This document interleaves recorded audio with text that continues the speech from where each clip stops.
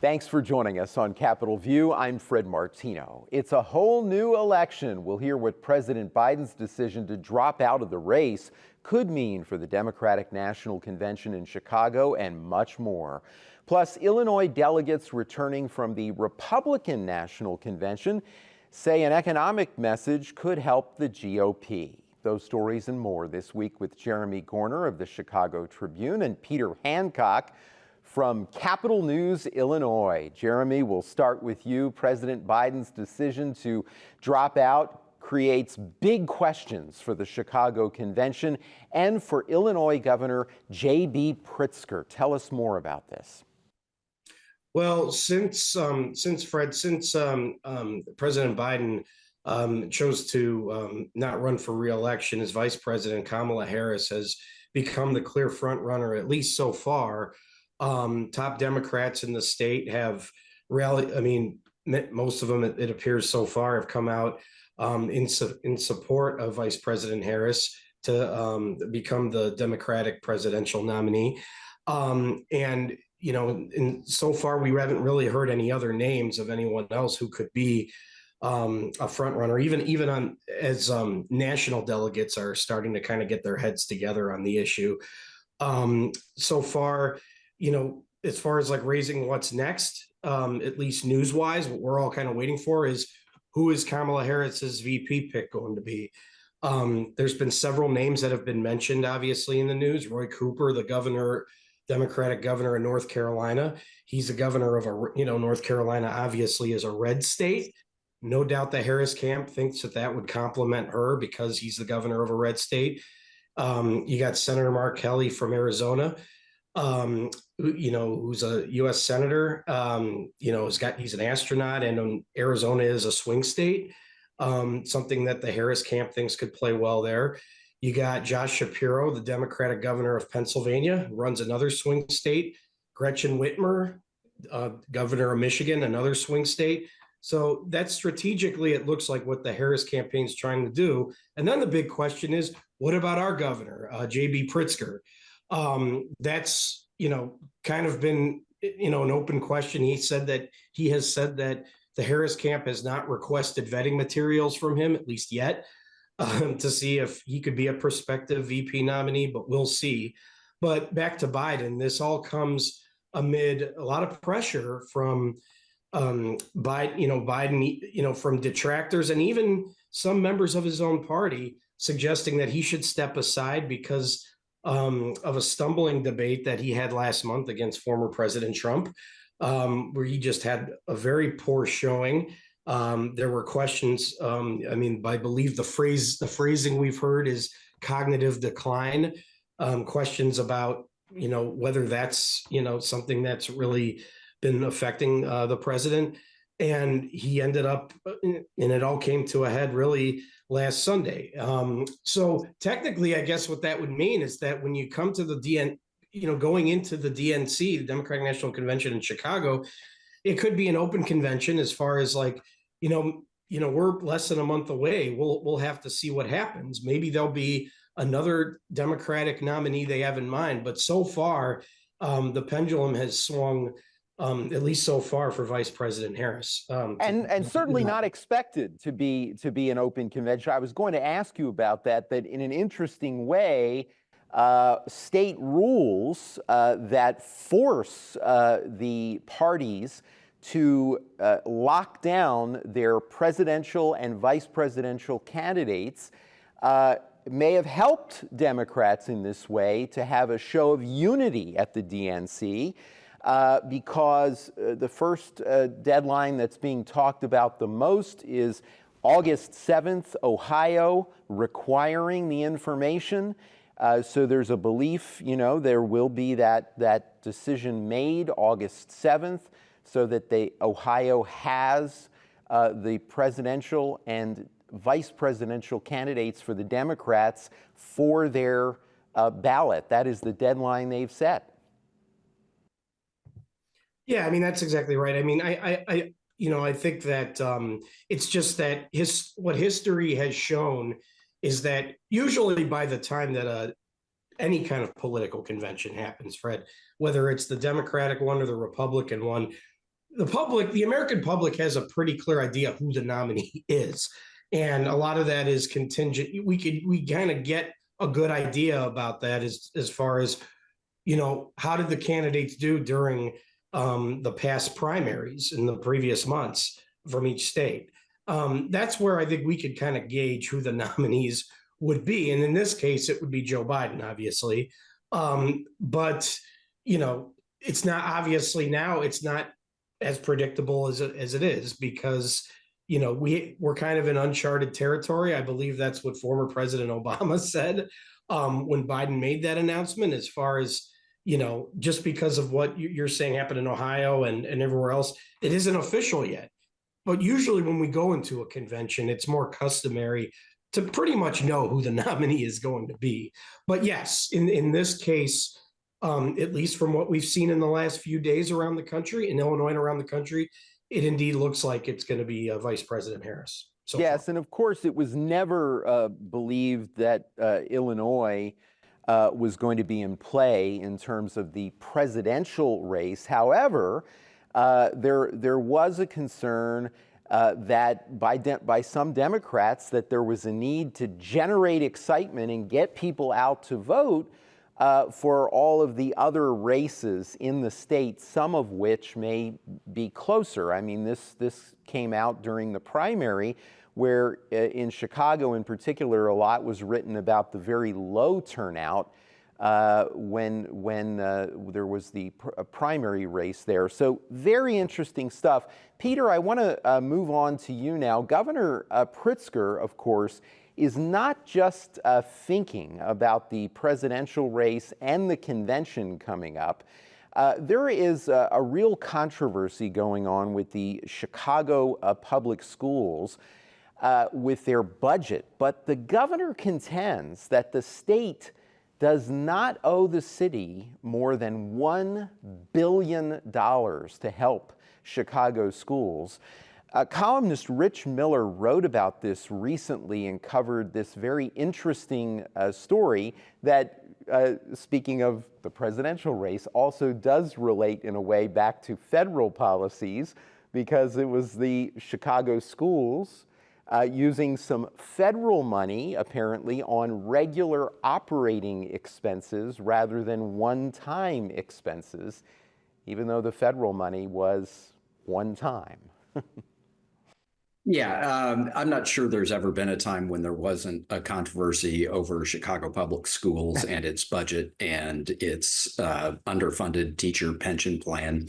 And so I don't know that Governor Pritzker is really spending all that much time on it. It was heavily discussed during the legislative session. What's going on right now?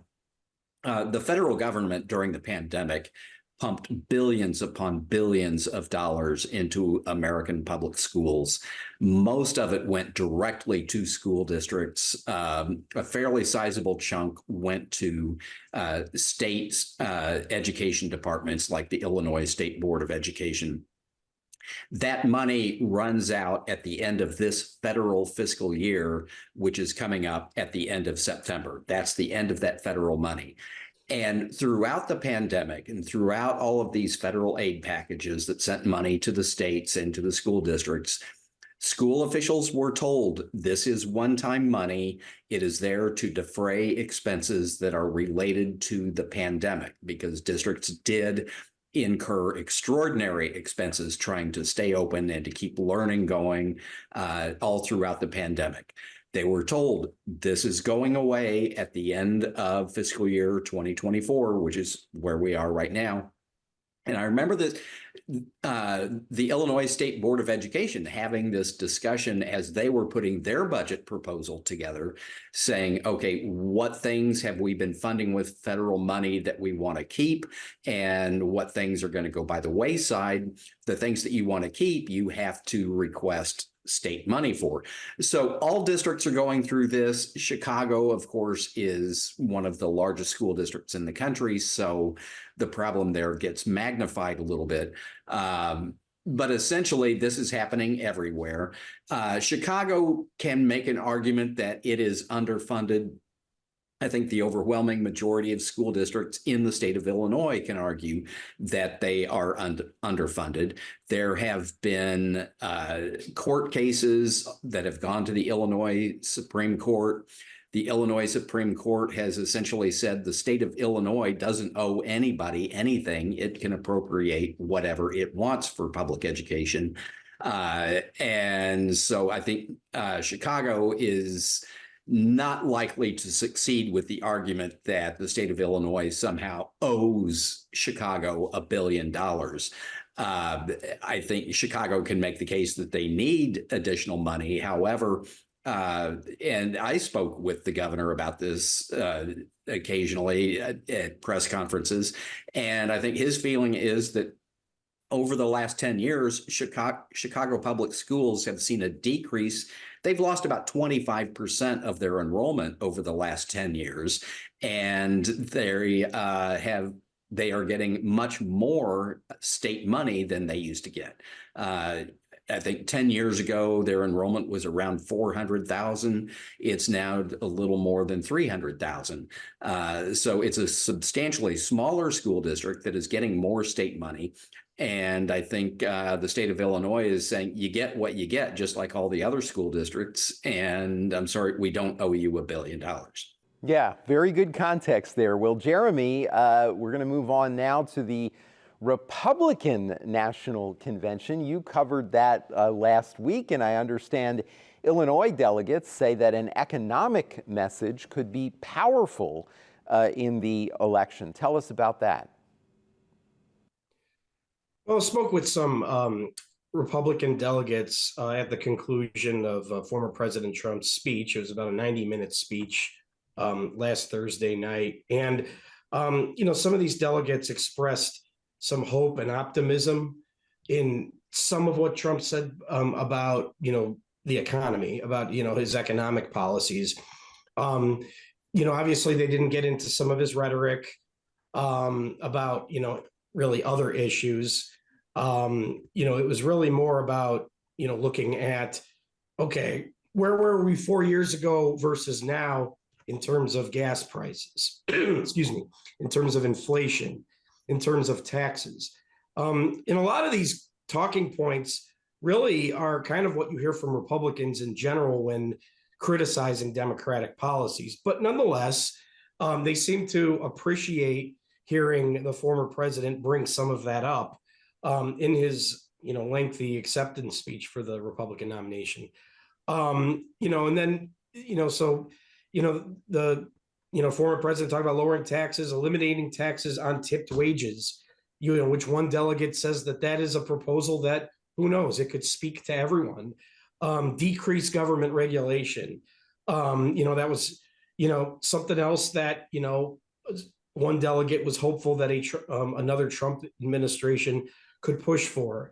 One delegate talked about, not so much in Trump's speech, but earlier in the week, I don't know if you caught this, Fred, that the head of the Teamsters Union,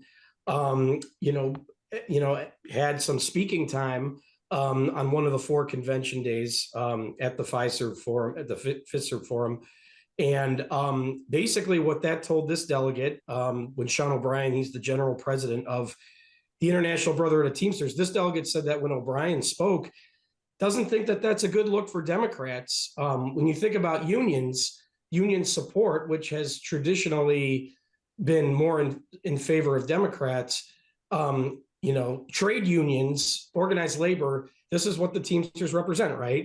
That's something that, you would think that would benefit Democrats a lot more. And this delegate was hopeful that this guy's speaking at the RNC and he's giving a pro-worker speech to Republicans, doesn't think that that's a good look for Democrats. Yeah, and of course, that has been a narrative for some time and during the Trump administration. Peter actually covered this at the convention. Peter, I want to go to you now for your different take on the convention in this story, that the Illinois GOP is being urged to look beyond its traditional base as the national party does court unions. Tell us about that.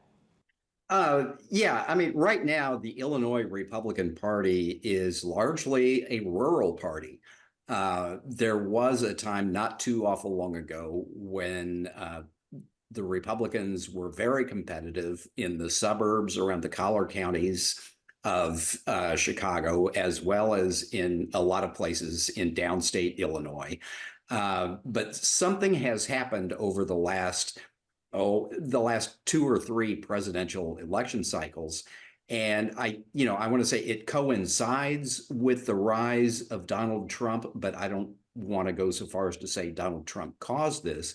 But you have seen suburban areas outside of major metropolitan areas like Chicago, all over the country, the suburbs have gone purple or even blue. It's happened in Chicago. It's happened around Kansas City. I think it's happened around Philadelphia, a lot of places.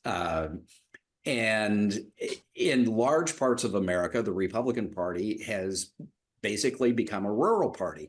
And I think the leadership of the party recognizes this, and they're saying they need to work to get the suburbs back, but they also need to broaden their base. And to Jeremy's point, where you saw Sean O'Brien from the Teamsters Union come in and speak to the convention, that was the first time you've ever seen a major union president like that speak to the Republican Party. Now, it was the Teamsters. It wasn't the UAW. It wasn't the AFL-CIO. The Teamsters largely represents truck drivers. That's their their number one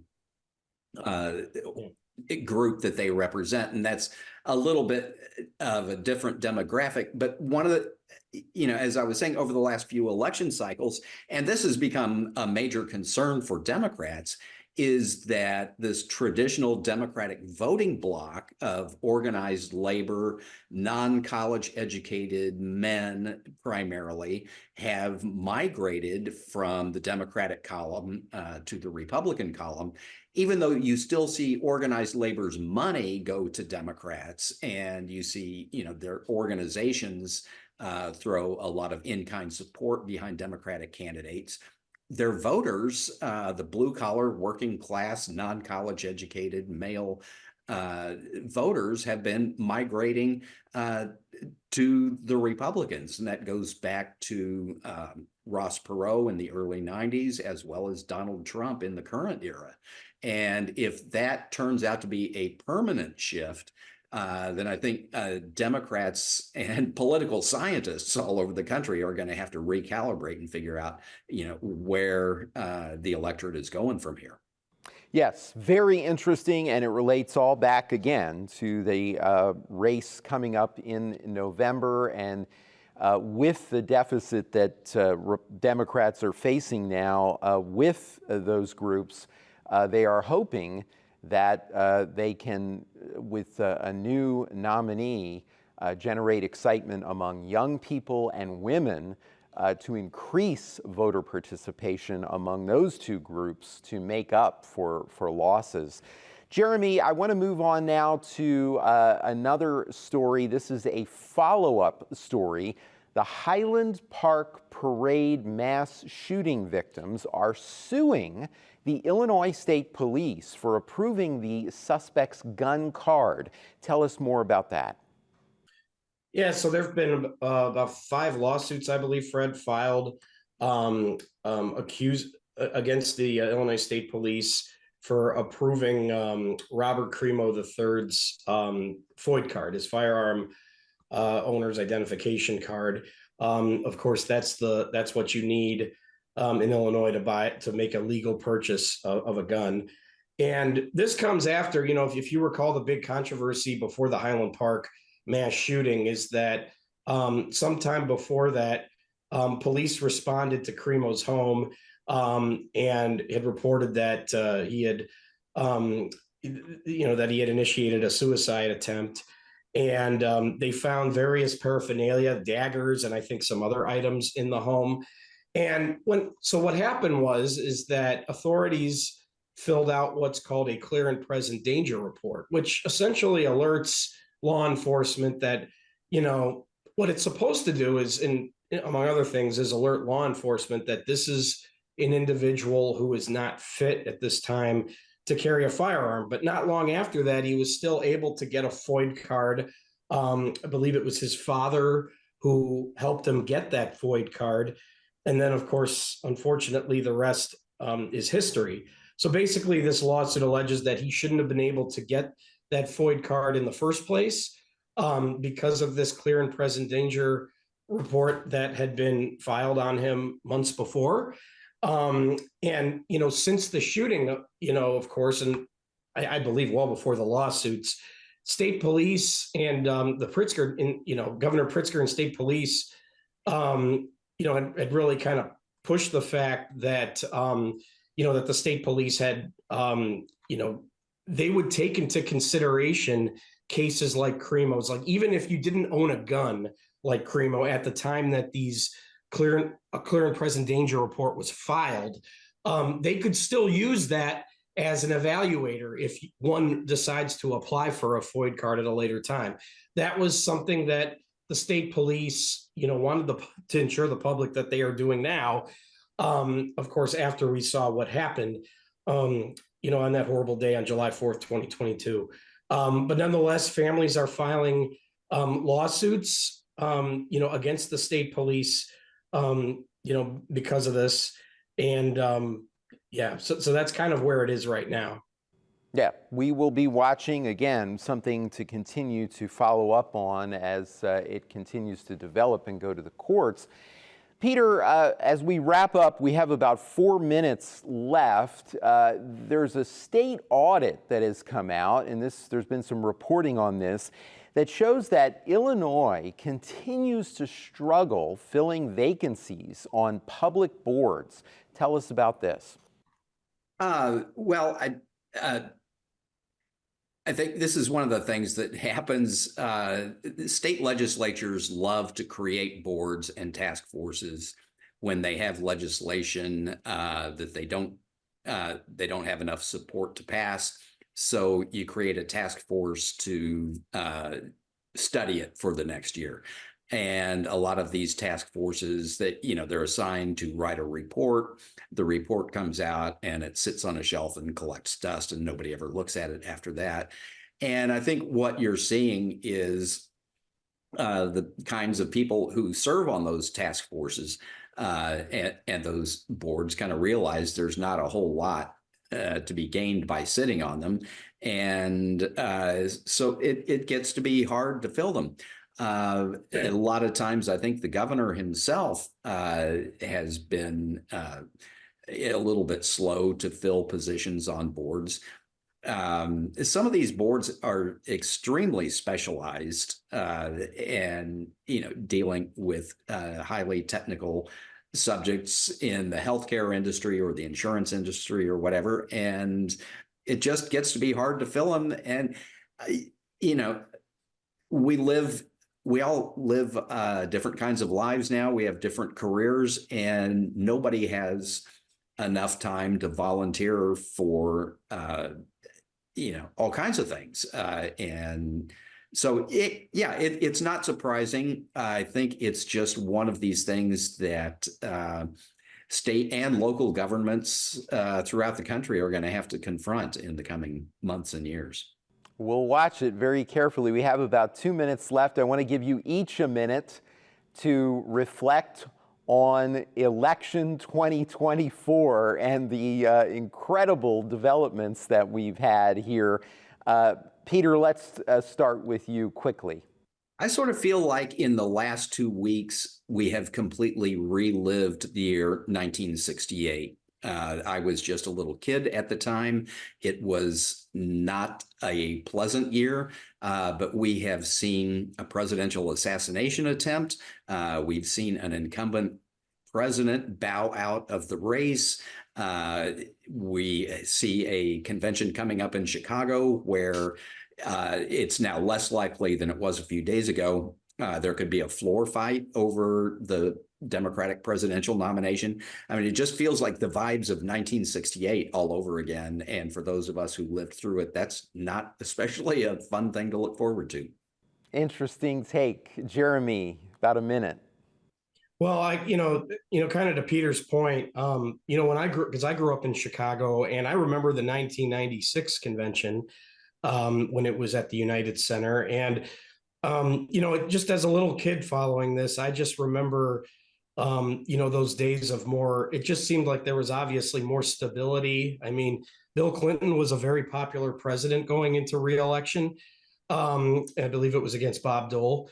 That's a nod to you, Peter, being from Kansas. And it just seemed like there was more unity and stability back then. And that went relatively smoothly. But now I think it's, being from Chicago, it is going to be, I really don't know what to expect. As Peter said, there's less uncertainty about what could happen as far as who the nominee will be than there was a couple of days ago. I know, technically that hasn't been decided yet. I do think it's obviously a bit unusual to not know who, the nominee is going to be going into the convention.